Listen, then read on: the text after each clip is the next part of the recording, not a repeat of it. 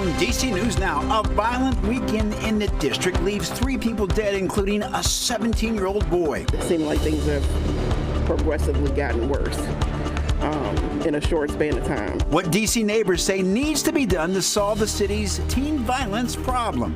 Yeah, I mean, a bit disappointing, right? Because we had been planning this trip, or I have been planning, so it definitely changed a lot of plans, but I mean, what can you do? Plus, it's day 6 of the government shutdown, and the pressure is growing, and community members are weighing in. What local leaders and residents are saying about the growing impacts all across the city.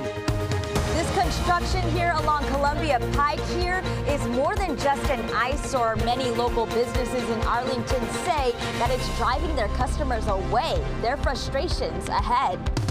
Very warm temperatures to start out the work week, but a powerful front to move through and change our temperatures. We'll talk about that coming up. And the holidays are brewing at Starbucks, the coffee giant announcing the return date for its festive drinks and treats, and when the holiday menu will hit stores, and what new flavors are making their debut this year.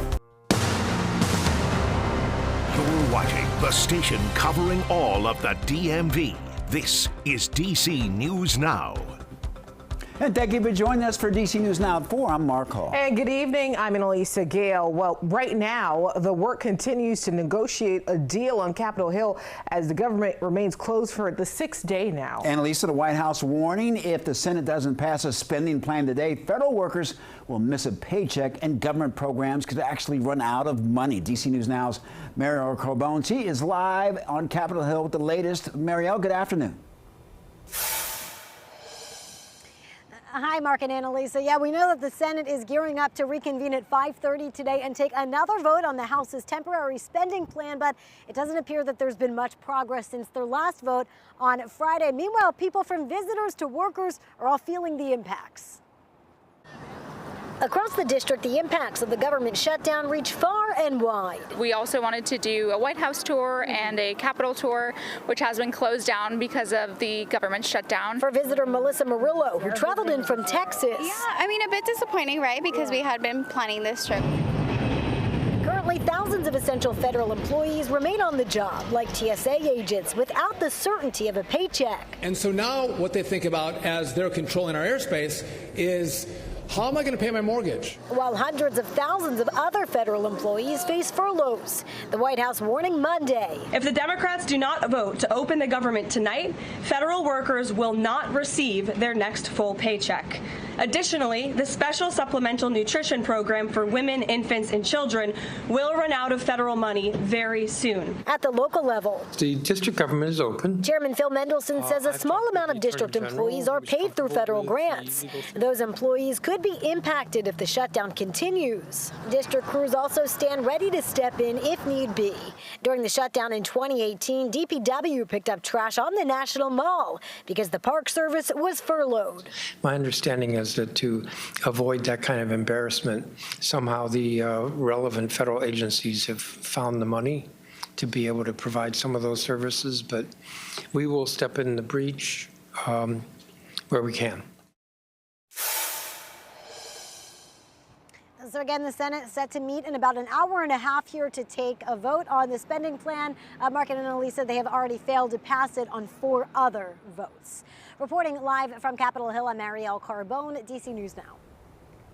Marielle, thank you. And according to the Associated Press now, National Guard troops will not be paid on time during the shutdown. All active duty military are on duty, but they will not receive pay until funding is restored. In previous years, a stopgap measure prevented that pause in military pay, but a similar bill was not voted on before lawmakers adjourned prior to the current shutdown. On Friday, we learned that there are now 2,300 National Guard troops deployed in D.C., including 1,300 who are not from the D.C. National Guard. And right now in Maryland, Governor Wes Moore is launching a loan program for federal workers impacted by the government shutdown. The one-time $700 loan will help workers meet expenses like rent and groceries. It must be paid back 45 days after the shutdown ends. Proof of ID, residency, federal employment and accepted status is required there. Loans will only be issued by October 15th if the shutdown is still ongoing. And now for continuing coverage, resources, and to see how local officials are responding in other ways, you can head to our website, dcnewsnow.com as well. All right, let's talk weather. Let's head over to meteorologist Scott Sumner. He's in for Damon Matson this afternoon. My goodness, Annalisa, another nice day in the neighborhood. I took an extended walk today during my lunch break. It is tough, though, because you're either turning on the heat in the morning if you're too chilly or turning on the AC. So it's been a back and forth with the HVAC. And that's not going to change, guys. Mark and Annalisa expect the cool air needed for the warmth that we are seeing today in the 80s and tomorrow in the 80s, but then we'll need that heat towards the end of the week. Like I said, beautiful shot here of Roslyn, and yes, there's some clouds out there. It's calling mostly cloudy, but I don't know. I think it looks a little bit more variably cloudy, a mixture of sun and clouds, to be honest with you.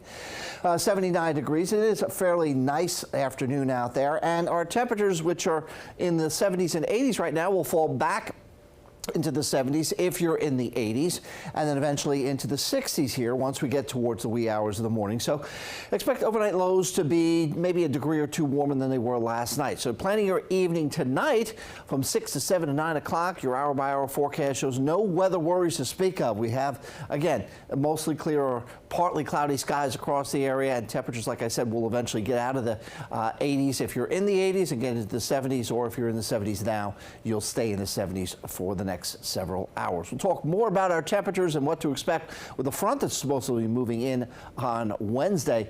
That's all coming up in the full weather in just a bit. All right, Scott, thank you. Prince George's County State's Attorney Tara Jackson announced vehicular manslaughter charges for a man involved in a crash that killed a 3-year-old girl. Larry Naylor allegedly fled police during a traffic stop on March 7th. Zoe Harrison was in a car with her mother when they were hit on Walker Mill Road. A jury indicted Naylor on Friday. He appeared in court today and is being held on no bond. His trial is set February 2026. The circumstances, of course, of this case are truly heartbreaking. A father and a mother are now grieving the loss of their 3-year-old child, a circumstance that, of course, no one wants to experience. Prince George's County Council considering a bill earlier this year for stricter guidelines for police pursuits.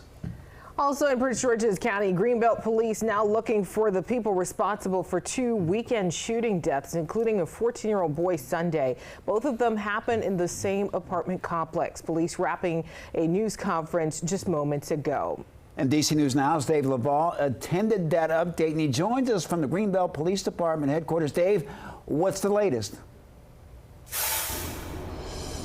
Well, hey there, Mark and Annalisa. What we can tell you is police said 25-year-old Juan Gonzalez is the person killed in Saturday night's shooting at the Franklin Park Apartments. He did not live in Greenbelt. Meanwhile, police have not released the name of the 14-year-old boy who died in yesterday's shooting. They said they will at some point. Plus, they did not say if the child lived in the apartment complex, but he is from Greenbelt. Police responded to yesterday's shooting just before 2 p.m. at the complex. The child died at the hospital. Police are looking for a silver Infiniti, which is where they say the shots came from before the driver fled the scene. Investigators called both shootings targeted attacks as everyone involved knew each other, but they're not related. Police are asking for the public's help in getting any information regarding the shootings. These incidents are devastating to our community and to the families and the victims' families of these events, because these are 2 young individuals at 25 and 14 who have been taken from this planet and can't ever come back. Truly sad situation here in Greenbelt. Again, police are asking for the public's help in getting any information regarding the shootings. Police said you do not have to give your name. We're live in Greenbelt, Maryland. Dave Laval, DC News Now. All right, Dave, thank you. In other news, leaf collection in Arlington County could look a little different next year. Local leaders are looking for input about phasing out gas-powered leaf blowers, including how long of a transition period. ARLnow.com says that the county has posted a new online survey, which is available until October 29th.